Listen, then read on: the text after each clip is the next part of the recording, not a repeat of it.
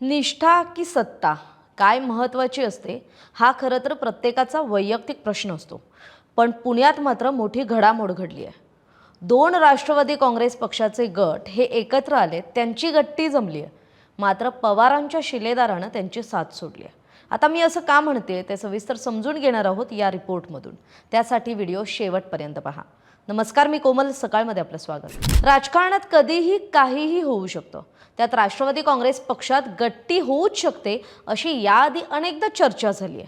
कारण पक्षफुटीनंतर राजकारणात परस्पर विरोधी भूमिका घेतलेल्या पवार काका पुतण्यांनी कायम राजकीय द्वंद्व ठेवलं, पण कौटुंबिक कार्यक्रमात ते एकत्र दिसून आलेत. अशातच पुणे आणि पिंपरी चिंचवडच्या बालेकिल्ल्यात महायुतीकडून अजितदादांना एकटं पाडलं जात असल्याची चर्चा रंगते. आणि हे होत असताना दोन्ही पवारांनी पुन्हा एकदा एकमेकांना टाळी दिली आहे. आणि पुणे महापालिकेवरील आपलं वर्चस्व कायम ठेवण्यासाठी शरद पवार आणि अजित पवार या काका पुतण्यांनी आता राजकारणात पुन्हा एकत्र येण्याचा निर्णय घेतलाय. पण त्यांच्या या निर्णयानंतर शरद पवारांच्या शिलेदारानं म्हणजेच राष्ट्रवादी काँग्रेस शरदचंद्र पवार पक्षाचे पुणे शहराध्यक्ष असलेल्या प्रशांत जगतापांनी आपल्या पदाचा राजीनामा दिलाय आणि राष्ट्रवादी काँग्रेस पक्षाच्या सदस्यत्वाची सुद्धा सोडचिठ्ठी देण्याचा निर्णय घेतलाय. खरं तर पुणे महापालिकेआधी नगरपालिका निवडणुकीत सुद्धा काही ठिकाणी अजित पवार आणि शरद पवार यांची युती झाली होती किंवा हे दोन्ही पक्ष एकत्र आल्याचं चित्र महाराष्ट्रानं पाहिलं होतं. पण महापालिका निवडणुकीच्या पार्श्वभूमीवर दोन्ही पक्षाच्या एकत्रीकरणाबाबत चर्चा सुरू झाल्या. या चर्चा सुरू असतानाच राष्ट्रवादी काँग्रेस शरदचंद्र पवार पक्षाचे पुण्याचे शहराध्यक्ष असलेल्या प्रशांत जगतापांनी मात्र दोन्ही राष्ट्रवादी काँग्रेस एकत्र आल्यास आपण राजकारणातून काही काळासाठी थांबू असा निर्वाणीचा इशारा दिला होता आणि राष्ट्रवादी काँग्रेसच्या दोन्ही गटाच्या युतीला तीव्र विरोधही दर्शवला होता. कोणत्याही परिस्थितीत अजित पवारांच्या राष्ट्रवादीसोबत आघाडी करणार नाही, महाविकास आघाडी म्हणूनच आगामी निवडणुका लढू आणि मग तुतारी चिन्हावरच या निवडणुका लढू असा प्रण खरं तर प्रशांत जगतापांनी याआधी बोलून दाखवला होता. पण एकीकडे प्रशांत जगताप दोन्ही राष्ट्रवादी काँग्रेसच्या आघाडीला विरोध करत असताना दुसरीकडे वरिष्ठ पातळीवर नेते मात्र आघाडीच्या चर्चांना मूर्त स्वरूप देताना दिसत होते. खासदार सुप्रिया सुळे, उपमुख्यमंत्री अजित पवार यांच्यासह दोन्ही राष्ट्रवादी काँग्रेस पक्षातील वरिष्ठ नेते या आघाडीसाठी सकारात्मक असल्याचे समोर सुद्धा आले होते. त्यानंतर या चर्चांना अंतिम स्वरूप देण्यात आलं आणि आज उद्यात म्हणजे या 1-2 दिवसात दोन्ही राष्ट्रवादी काँग्रेस पक्षांच्या एकत्रित येण्यावर अधिकृत शिक्कामोर्तब होणार आहे. कारण तशी माहिती खुद्द अजित पवारांच्या राष्ट्रवादी काँग्रेसचे नेते आणि पुण्याचे माजी महापौर दत्ता धनकवडेंनी कालच दिली आहे.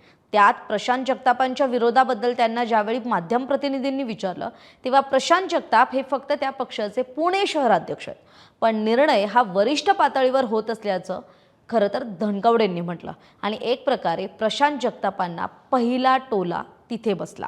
विशेष म्हणजे दोन्ही राष्ट्रवादी काँग्रेसच्या एकत्रीकरणाच्या चर्चांसाठी शरद पवार गटाकडून एक समिती सुद्धा स्थापन करण्यात आली. त्यात माजी खासदार वंदना चव्हाण, पक्षाचे प्रवक्ते अंकुश काकडे आणि स्थायी समितीचे माजी अध्यक्ष विशाल तांबेंचा समावेश करण्यात आला. पण या समितीतून शहराध्यक्षपदी असलेल्या प्रशांत जगतापांना दूर ठेवण्यात आलं. तरी आता प्रशांत जगतापांची राजकीय ओळख किंवा त्यांचा राजकीय प्रवास जो राहिलाय तो एकदा समजून घेऊयात. खरं तर 2021 साली राष्ट्रवादी काँग्रेसचे पुणे शहराध्यक्ष म्हणून त्यांची नेमणूक झाली होती. 25 वर्षांपासून ते पक्ष संघटनेत कार्यरत आहेत. प्रशांत जगतापांचा प्रवास सांगायचा झाला तर तो कार्यकर्ते ते पक्ष नेतृत्व म्हणजे पुणे शहरासाठीचं पक्ष नेतृत्व असा त्यांचा प्रवास राहिलाय. 2016-17 मध्ये पुण्याचे महापौर म्हणून सुद्धा त्यांनी कारभार पाहिलाय.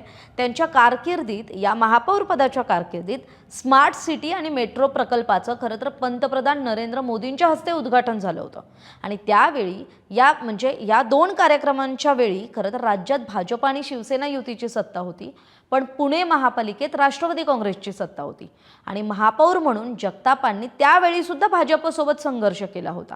प्रशांत जगताप हे पुण्यातल्या वानवडी भागातून येतात. 2007, 2012 आणि 2017 या टर्ममध्ये खरं तर ते नगरसेवक म्हणून निवडून आलेत.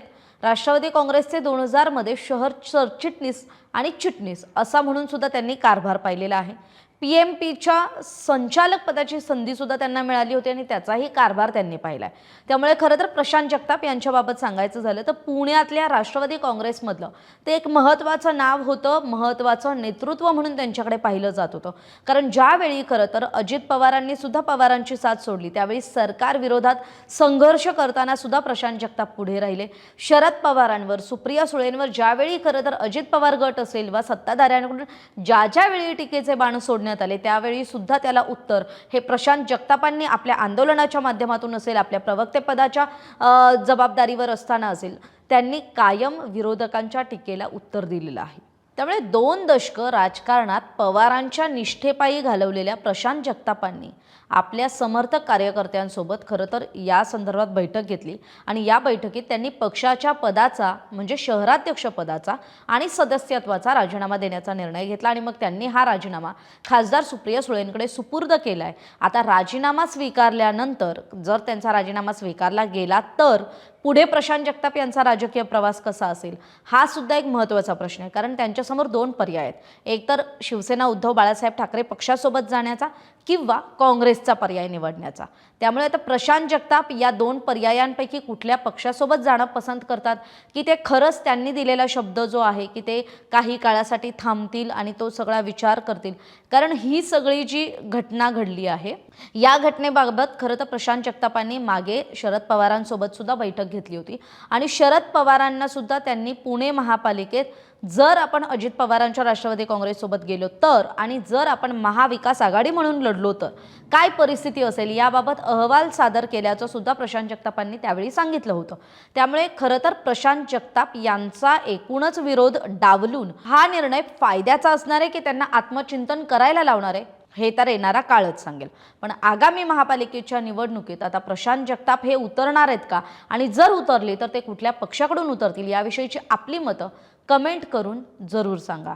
धन्यवाद. महाराष्ट्रातील सर्व बातम्यांचे विश्वासार्ह व्यासपीठ